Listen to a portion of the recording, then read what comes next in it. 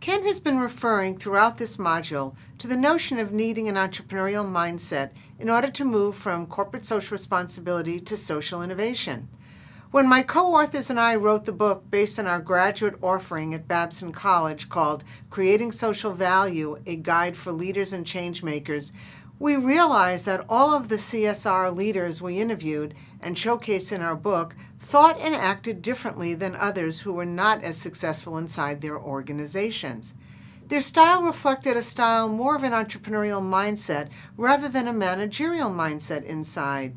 Two very different logics were operating. These two logics make up Babson's entrepreneurial thought and action mindset.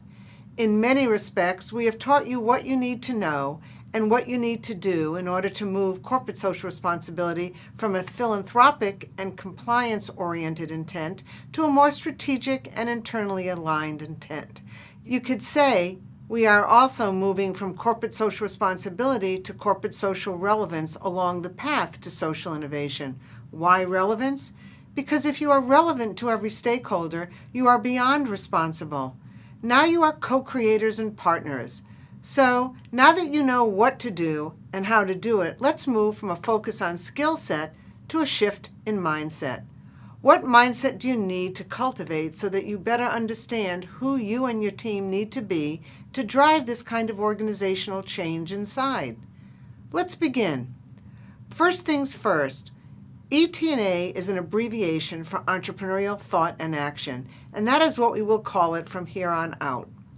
If there's one thing we know about every single one of you enrolled in this online class, no matter who you are, where you live, or what you do in life, there is one simple yet complex fact we all share. The world is more unpredictable and unknowable than it has ever been before. There is enormous ambiguity within our lives and the global context we all share. As posed in the book Just Start, you may have wondered why so many things seem to be harder and take longer to accomplish than you would like, and why both things seems to be increasing. We don't have the answer in every case, but here is an explanation that probably covers the majority of situations. The way we have been taught to solve problems was designed for a different world. To deal with uncertainty today, we need a different approach. ET&A is a method that can be practiced to embrace and confront uncertainty rather than avoid it. It emphasizes smart action over planning. It emphasizes moving quickly from the whiteboard to the real world. It's a method that can be learned and should be repeated. And while there is no guarantee for success, the practice does offer a few powerful assurances. 1, you will act sooner, even when you don't know exactly what to do. 2, you will try more times because trying early is a low-cost experiment. 3, you will fail sooner, enabling better, higher quality information to be incorporated into the next iteration. And 4, you'll likely begin with experimenting with many new ideas simultaneously.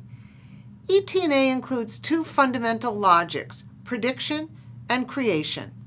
Prediction requires thinking about and analyzing existing information in order to predict the future, and creation is most concerned with acting and collecting new data, real and relevant data, in order to create the future. The prediction logic is better suited when we can extrapolate the future from the past, while the creation logic is a discovery process. What's required of you as corporate social responsibility and social innovation practitioners is to not necessarily look to what's being done in the past, but to co-create new processes with new partners, both internally and externally. Both logics are at play in any given time.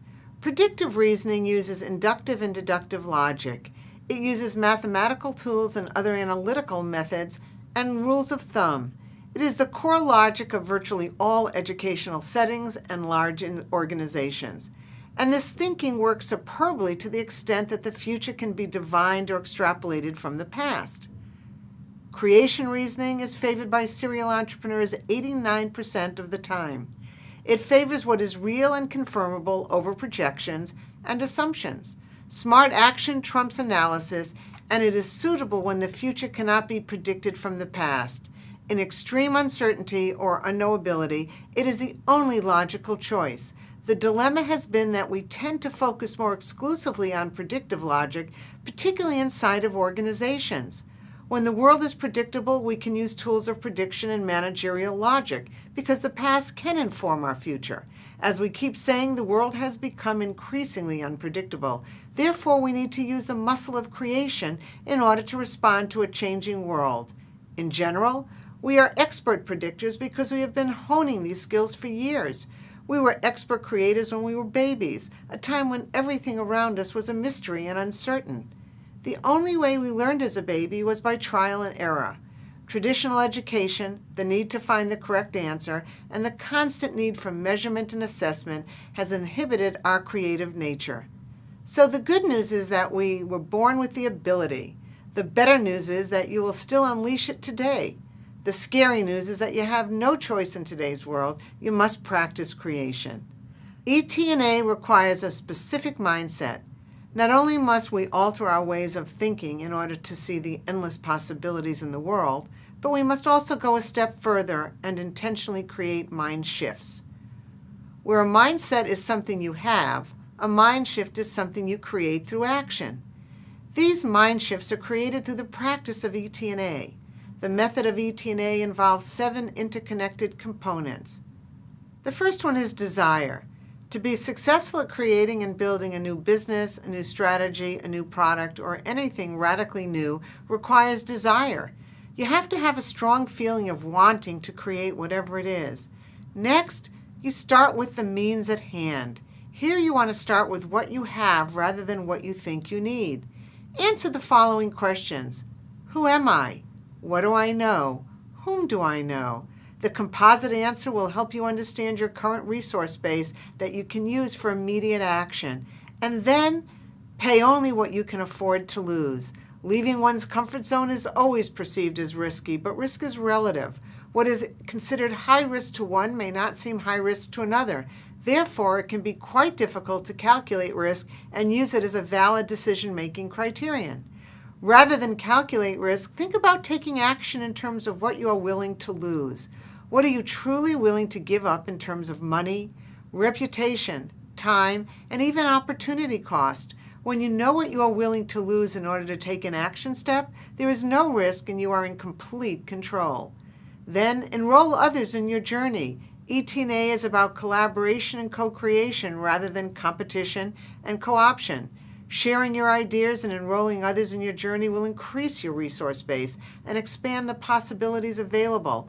Validate your idea and expand number 2 above. And next, take small actions. Once number 1 through 4 are in place, it's time to take action. Nothing drastic. The first action is just a small start to get you going. No excuses here. You can do it. Build on what you learn.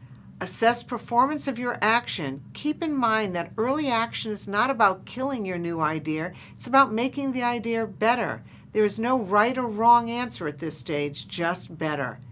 Expect and embrace setbacks and celebrate the learning. When Thomas Watson, the founder of IBM, was asked about the key to success, he responded, to increase the rate of failure. Reflect and be honest with yourself. One question always arises: how do I know when I should stop or keep going? The answer is easy. Quit only when you no longer have the desire or if you have exceeded your affordable loss. Otherwise, the real question you have to answer now is, what are you going to do next? The method of ET&A is meant to be repeatable and escalating. As you continue to practice the method, you'll find that your affordable loss changes and usually increases with each action. Why? Your idea receives greater validation. You have a solid and growing knowledge base, and more people have joined your team. Resource stocks increase, and your overall confidence in your ability to act grows exponentially. You have embraced extreme uncertainty, controlled it, and used it to help you create what others cannot. So you now have a basic introduction to ET&A.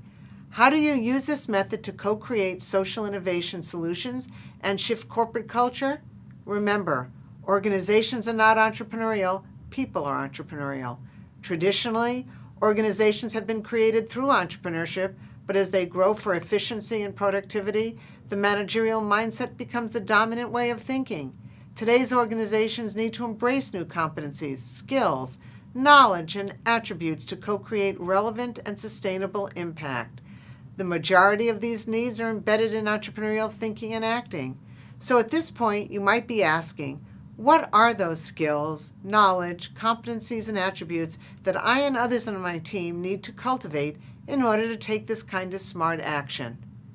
In the next section, we will draw upon the work of the Boston College Center for Corporate Citizenship and their leadership competencies for corporate citizenship research, because they map very nicely to habits and behaviors that are important in driving entrepreneurial change inside.